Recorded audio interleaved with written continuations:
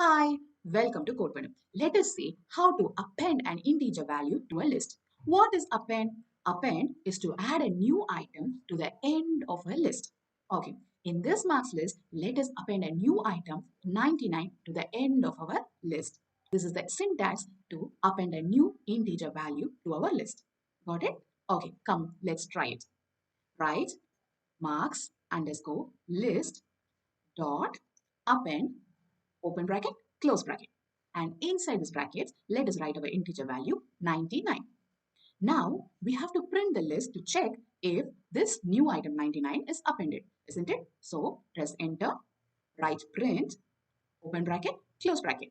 Let's put the list name inside the brackets. Write marks underscore list. Now save the file and run the code. Ta-da! Our new item 99 is appended to the end of our list. For now, bye bye.